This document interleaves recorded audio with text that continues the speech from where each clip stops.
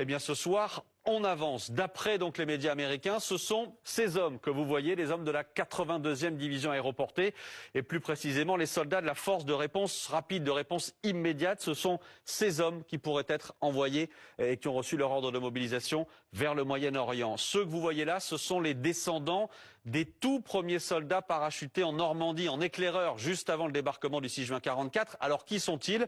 Ils sont 3000. Et leur immense qualité, c'est de pouvoir être déployés partout dans le monde en 18 heures. Prouesse militaire, évidemment capitale, notamment quand vous cherchez l'effet de surprise. Donald Trump pourrait avoir besoin de ces hommes.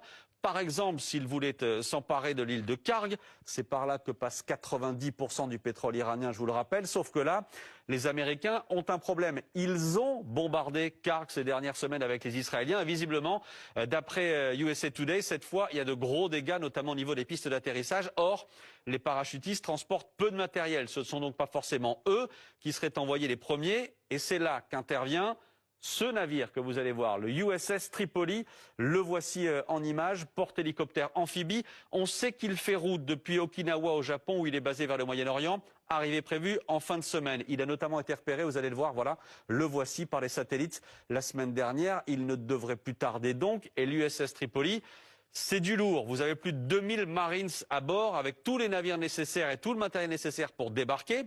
Sur une île, par exemple, la 31e unité expéditionnaire de marine qui se compose évidemment du commandement de troupes de combat au sol, de troupes de combat aérien, de troupes logistiques. Vous avez tout sur ce USS Tripoli. Vous avez des F-35 qui sont capables de décoller à la verticale, des hélicoptères V-22 Osprey, des MH-60S Seahawks. Vous le voyez, il est juste ici.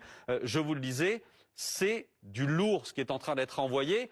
Benoît Grémard, une fois que vous avez tous ces hommes mobilisés au même endroit, est-ce qu'on peut imaginer, pardon, mais que l'armée américaine les laisse juste là au cas où, ou est-ce que forcément on les envoie pour être utilisés? Ça dépend toujours finalement de la décision de Donald Trump, sur lequel en fait a plusieurs options, en fonction aussi des négociations qu'il veut